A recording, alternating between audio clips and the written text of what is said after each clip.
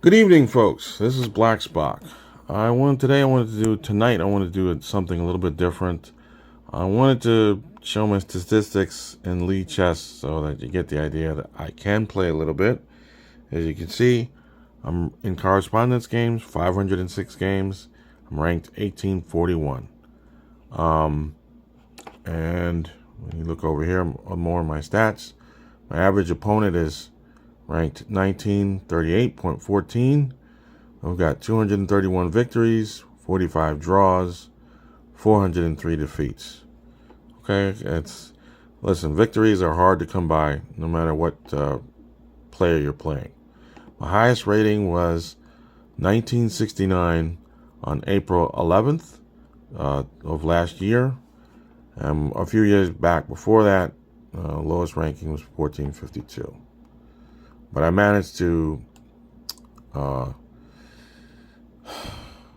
arrange it so I don't have to play any opponents ranked lower than 1800. So on leadchess.org rather, when you're playing several games at once, correspondence games at once, they give you different rankings.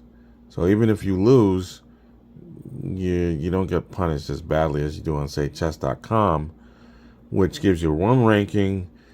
And God forbid if you lose, you're going to lose a lot of points and you're going to get stuck in a low ranking, and you have to climb out of that hole that you dig yourself out of. So, and from that perspective, I like lead chess on that one. I'll give them good points for that. Let me show you opponent I played that was over 2,000. He's 2143 at the time. So he was actually like 2163, but he lost 21 points after losing to me. So I can play these guys. I can win. So with that, let us begin. I start off with e4. He begins with knight c6. This is called the Caro-Kann. In the Caro-Kann, whenever you come across anybody playing the Caro-Kann defense, it's a very solid defense. They're not going to do anything too crazy. They want to develop their attack very slowly, and then when they get the opportunity, they will try and mate you. There's not like the Sicilian where, very aggressive, right away try to attack.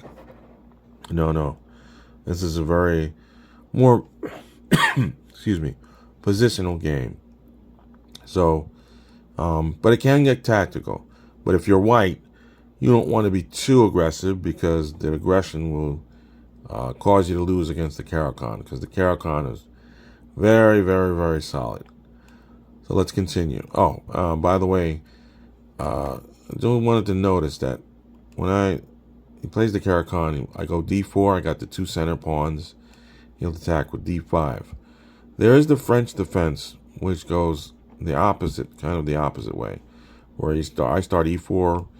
He plays d6, and if you notice, his dark squared bishop is open for business, whereas in the Caro-Kann, he starts. He goes c6, and then when you take the center, he opens up d5. His light squared bishop is open for business. So just make note of that. And when you're playing the French defense, that is a double-edged sword. It's like very tactical and very difficult. Can get so tactical it's kind of unwieldy if you're playing the black side of it. Unless you're Simon Williams, Grandmaster Simon Williams. He once went 6-0 playing 6 straight French defense games. That's pretty good. Well, back to this game. I went knight to c3. He played e6. Now, he does that to open up his bishop and pin my knight to my king. So I decided to play a3. He plays g6 because, okay, this diagonal is blocked in. He can't really go anywhere except here. But I think he wanted to go here in the first place because he wants to castle kingside. So I play e5. That blocks in his knight from going to f6. And notice he can place his knight on h6 going to f5 and I'd have a nice outpost there. but I wanted to block in his dark squares as much as possible. Anyway, he develops his bishop, going to g7. I develop my knight to f3, kind of protecting this e5 pawn. He develops his knight to e7. Notice he can go to b6, and then from there he can jump to c4, which is another nice outpost for the knight. So I didn't want him to move the knight so quickly. So I went bishop to g5, challenging his queen. I wanted to see if I could egg him on and either make him play f6 or h6. Because I knew he wanted to castle king side, that is. So this would kind of mess up his castle stuff.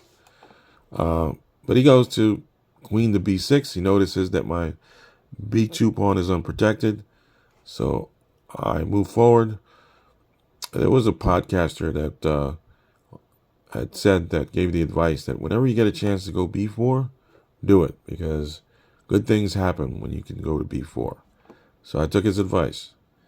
Now he went knight to h6. He has two choices. He can land on f5 or he can go to g4. I wanted to limit his choices to just to f5. I figured I could, if I had a chance, I could go to g4 and then attack his knight, at the cost of my kingside castle. But this game could turn into, give me more chances. At least that's what I thought anyways. So I played h3. He played h5, attacking my b4 pawn. But I realized if I moved up my pawn to b5, I could attack this pawn. It's protected by the knight and the bishop. And he also pushes his pawn down to a4. I go to b1 because I noticed that his dark squares are kind of open here, And of course he can move his bishop back to f7, and it's protected by the knight. But I figured, if he went to f7, I could always move my queen back to b1. I wanted to see what he would do. Maybe make him cost him a tempo or two. Because if he goes back to bishop to f7, well, then he can't castle. So that was, it takes him more time to castle. So the more tempo the slower you can make your opponent play his pieces, the better for you. So let's see. What are we gonna? I played queen to b1. He castles. He doesn't attack my queen. He doesn't see that. And wanted to castle anyways. That was my thought of going to b1. But he was going to castle anyway, so just in case. Bishop to d3. I developed my bishop. And yeah, I wanted to castle kingside as well. He plays c5, attacking this pawn. His queen is protecting that pawn, and so is the knight. So I only had one protector, so I decided to move knight to e2. Now I have two defenders on the pawn, but I wasn't going to really win that anyway. So I thought afterwards, or when I was making the move, that I eventually would move the knight to g3 to help the bishop attack this knight going to the outpost and f5. So he takes my pawn. I go to knight g3. And then, yes, he went. I'm sorry, I lose my train of thought here. 14 g3, c4, bishop, bishop e2. No, don't do this to me. I've lost the move. Okay. 14, knight g3. Let me go down here. I think I missed the move order here. Sorry. Yeah, I was thinking about going to g3, but I didn't do that yet. Because after Let me go back a little bit. Let's go back to move 11. He castles. I move bishop to d3. He goes to c5. I castle. And then, let's see. Oh, he does take my pawn. C times d4, yes. And then I try to defend this pawn. Then I realized that I wasn't going to win that. He has a bishop attacking this pawn and a knight attacking this pawn. And I needed to, well, he could take it with the bishop, and then all of a sudden he'd have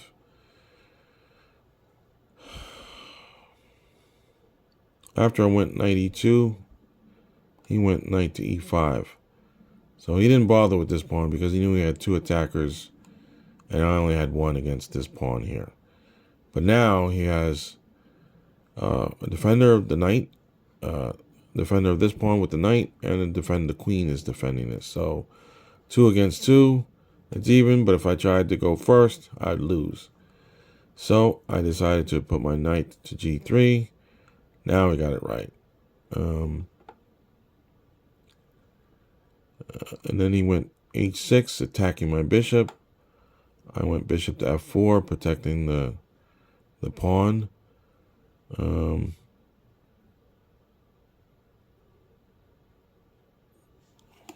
do I go after that? I hate when I have these. Sorry, I didn't realize I'd moved the camera. I'm gonna have to get a camera stand next time. So knight to ef. Oh, he goes knight to g3. I go to knight to g3. Let me see if I can. I go knight to g3, and then he attacks. Okay. Do I actually? Let me go back to castling. I think I've lost the train of the thread. 13 castle. I castle. Then where does he go after it? He takes my pawn, c times d4.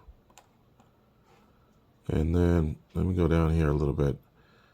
I go knight to e2. Yeah, that makes more sense. Knight to e2. Okay. 2 of my knights attacking this pawn. Eventually, he'll have more attackers, more defenders for this pawn than I would. But first, before he does that, he wants to get his knight on f5, great outpost. Now he has 2 defenders for this pawn. So I'm not going to win that if I attack it first. So I go to knight to g3. He, for some reason, wants to trade his knight. His knight is on the outpost. It's powerful. But he trades it anyway, and he kind of opens up my rook. After you take away this knight and this pawn, I'm going to have an open space for the rook. So keep an eye on that. He attacks my pawn, and it's protected by the bishop. I take back, and he takes back. And now I see that he only has his queen and his bishop protecting the dark square. So I figured if I take his bishop away, because he's the one that has this formation of where, you have the bishop belonging here. So if I take that bishop away, he has a hole that he can't defend. So, plus, he's also attacking this pawn. He might have been better off just, I thought about it, but if I was going to go bishop f6, let's say he takes this pawn, bishop times g3.